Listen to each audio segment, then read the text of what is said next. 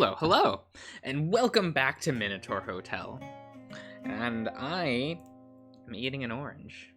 Only a couple of slices left, so it'll not take too long. I just wanted to say, I haven't bought oranges in quite some time. I kind of forgot how much I liked them. They're nice. It's probably gonna make me sound insane, but I actually like the rind. I don't like fully eat the rind. I kind of eat like the white stuff in between, like the orange and the rind. Or is that the rind and I'm thinking of the skin? I don't know, but like, I kind of like the whole thing. Sorry. Like back in high school, I would sometimes just like nom on like the orange skin for a while, because it's just like there's a lot of it, right? I would like unwrap the orange in one shape, so instead of having like multiple like ripping off chunks of the rind, skin, whatever, I would like spiral it, so I had like one strand, right? And I would kind of just nom on that for a bit, and then like rip it off once like it became too gooey. Yeah, it's fine. It's fine. It's not weird. It's perfectly acceptable. He sniffs the air and grumbles lowly to himself, incensed, yes, at the presence of another wolf nearby. Other wolves nearby, that's plural. He has smelled them before, but never this close, never this frequently, and never as flagrant in their disregard of his claimed land. He is, as they are, as used to the cycle of feast and famine as one can be. He was built to endure long periods of starvation. Even so, it has been a week since last he fed on anything of substance, and hunger gnaws him to the bone. Circumstances have forced him to take greater and greater risks to keep himself alive. Now he must hunt large prey. Undulates, like moose and bison, fully grown, they weigh a minimum of quintuple what he does. Their struggling could injure, even kill him with ease. However, all is not lost. Look at this good boy! In times like these, he finds hope in every drop of urine and nugget of dung that stains the purity of the snowy landscape with the scent of prey. With every exhale, he finds reason to despair, as weighty fatigue escapes his body in a haggard puff of insubstantial mist. As he takes a partially a deep breath, he knows that his limit draws near. He needs to kill, and soon. He feels the frigid air invade his lungs, momentarily numbing him to the pain of hunger, but only for a moment. His chest swells, full to bursting, as though trying to drink down every hint of odor. There is a group of elk currently meandering through the nearby clearings. His chosen quarry is among them. Small. He has stalked them for the past 4 days, patiently wearing down an old female straggler at the edge of her herd. Each time he gets closer, she bolts to safety, but he follows at his own pace, slow and placeable. Yes, as death, waiting for her to inevitably tire and fall behind again. Without fresh foliage on which to feed, she has grown weak. As exhausted from the long winter and the chase through deep snow as he is. Weakness exists in any group. Be it by a herd of herbivores or a pack of predators, weakness is meant to be exploited. Though he is but a brute beast, he calculates his angle of attack with the precision and accuracy of any human mathematician. Once the herd departs his clearing, he will strike. In the open plains, he knows what a healthy, full-grown elk can hardly outrun even the fastest wolf, and turning the terrain instead to his advantage was beaten into his long ago by the harshest of the wild. He remembers when a layer of thicker ice formed at the top of the deep snowbank. Hooved animals cannot stand on it, but wolves can. His paws, wide and flat like snowshoes, help to disturb his weight so he does not face as much resistance while running. He starts to close the distance. The herd will spook, and, if all goes well, his target will fall. Every ounce of energy is precious with the prospect of starvation so close, but he won't have a better chance than this. He has no choice. As it has been all his life, it is do or die. His muscles tense as he prepares to make his move, readying himself for the explosion bout of exercise, which he must endure if he is to survive. The snapping of a twig trodden underfoot is the sound by which his frail hope shatters. A mated pair of young wolves has altered the herd to their presence, and the old wolf must make his mad rush to keep up or forever lose his chance. They're off in a flash, bodies heaving with the strain and of sudden, desperate movement in the unfavorable terrain. The interloping pair cycles to try and flank the she-elk. But they move too soon. Though she is old and hungry, she will fight to live with all she has left. The female, lighter than her mate, moves in front to separate the panicking cow from her herd. The young male follows from behind, aiming for her vitals. The old wolf maintains a careful distance, close enough to keep up, but not so close as to get truly involved.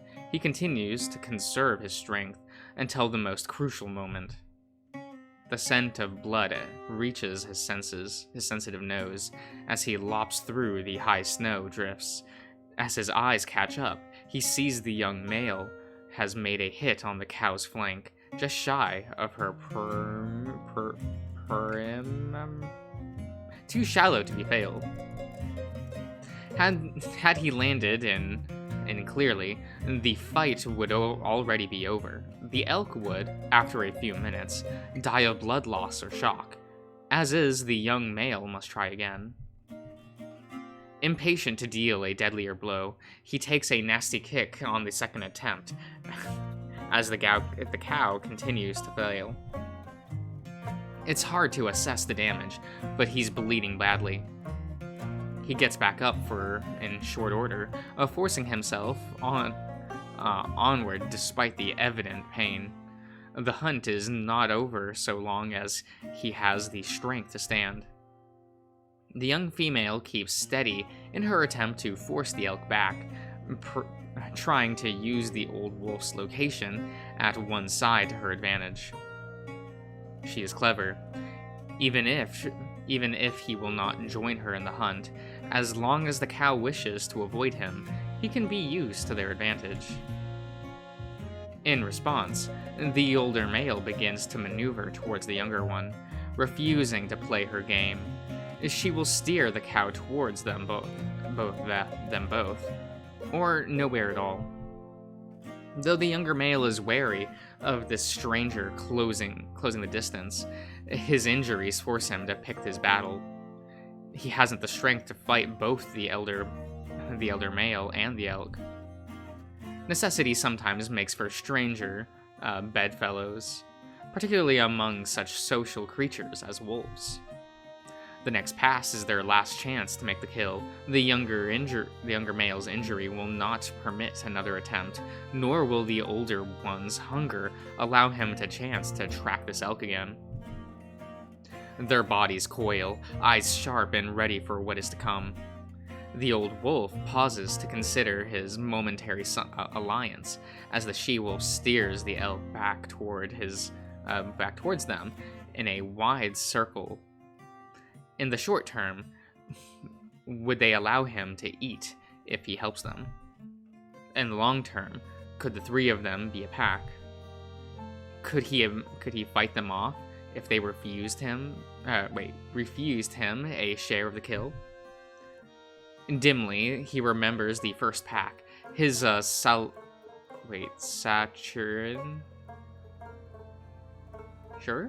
sire, and his many, many litter mates. Cool. Okay, he makes his choice. The old wolf knows what he must do. A pack is family, nevertheless. Nothing less and nothing more.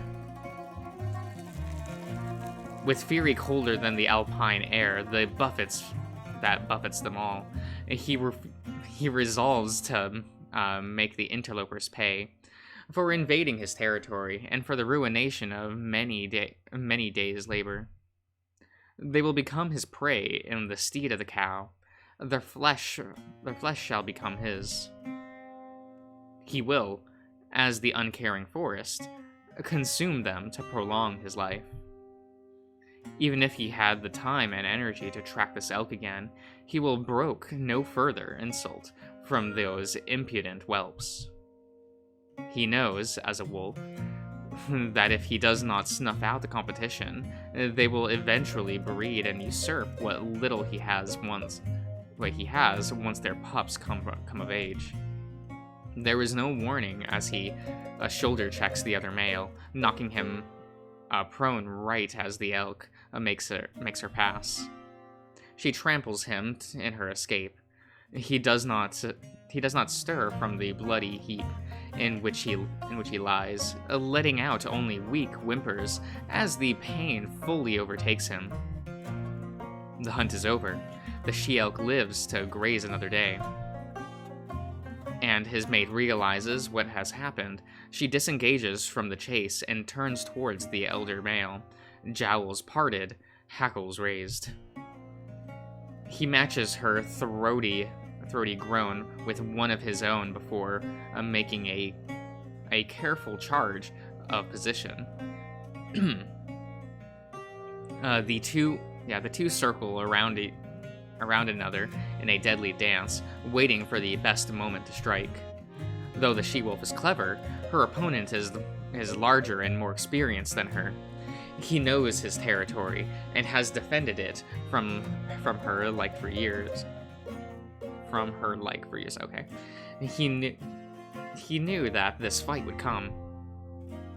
Their match is short-lived. The she-wolf's presence runs out first, and she makes her reckless charge. He draws out his reserves and feints, fastening his jaws around her throat and with brutal efficiency. Though she desperately claws at him, he does not release his toothy grip on her larynx? Okay, until she goes still. He has triumphed.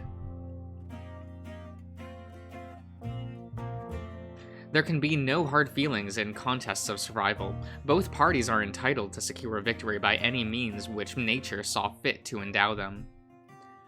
Small comfort though it might be to whomever comes up short, they can at least be said to have done everything within their power to survive. A brute beast has no capacity for entitlement, no sense of wounded betrayal, that indifferent fate, or capricious?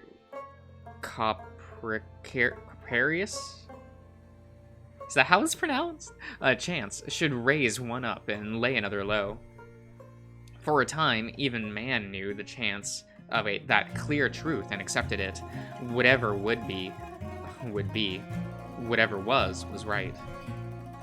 As he catches his breath, his opponent's blood still drips from his jaws. He surveys the scene before him, two young wolves, one dead and the other dying. The older male can now see that the younger one's jaw was broken in the struggle with the cow. He can hardly breathe, coughing bloody spurts into the upheaving snow. Even had even had he made the kill, he would have not survived, doomed to a slow and painful demise by starvation or internal bleeding. The old wolf opens his mouth once again and grants the second intruder the only mercy he can, a quick death. Content with his kill, he buries one in the snow and drags the other a short distance away towards a more defensible position near the tree line.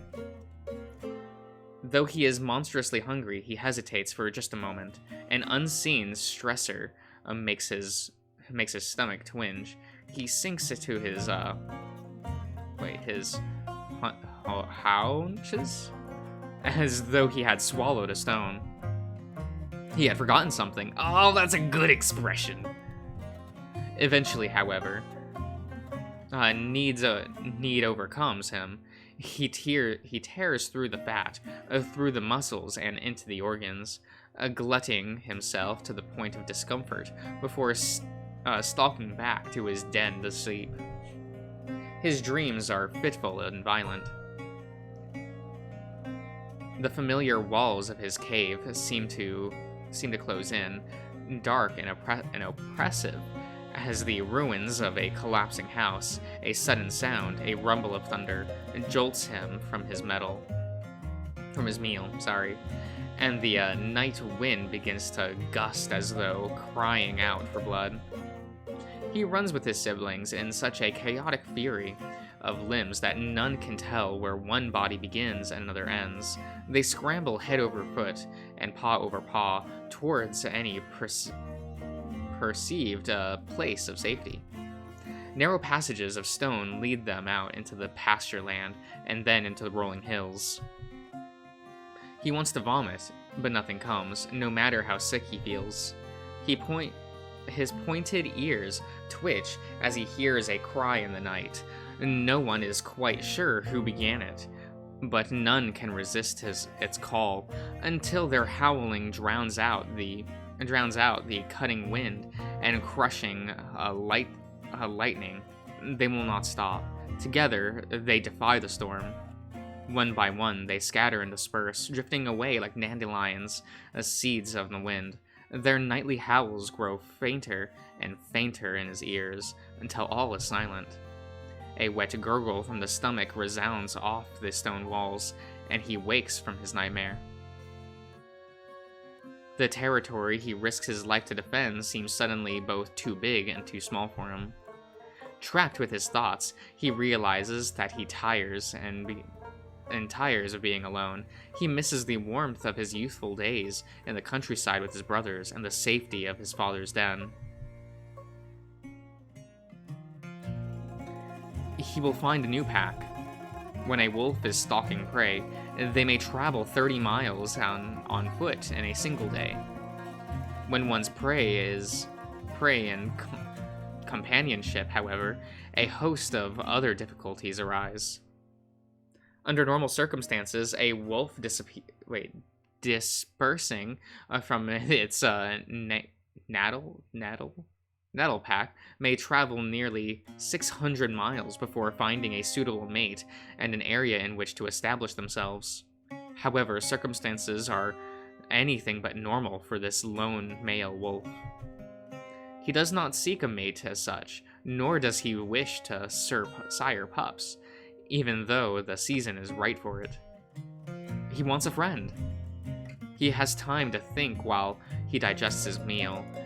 Inasmuch as wolves are capable of thinking, he casts his mind back as far as it will go and contemplates how to satiate this vague and alien gnawing, different from the usual emptiness of his belly. However, despite this sudden disquiet, he cannot leave so abruptly. To set out aimlessly, wandering in time of such scarcity would be nothing short of suicide, even without horns to gore? Yes, to gore him or hooves to trample him, his incorporeal prey can still kill. As will any hunt, the slightest misstep could prove fatal. Spring is still some weeks away. Dull thoughts, diffuse and meandering, come to him in erratic spurts while he waits for his approach. Okay, I shall end the part here, everyone, so I will see you around.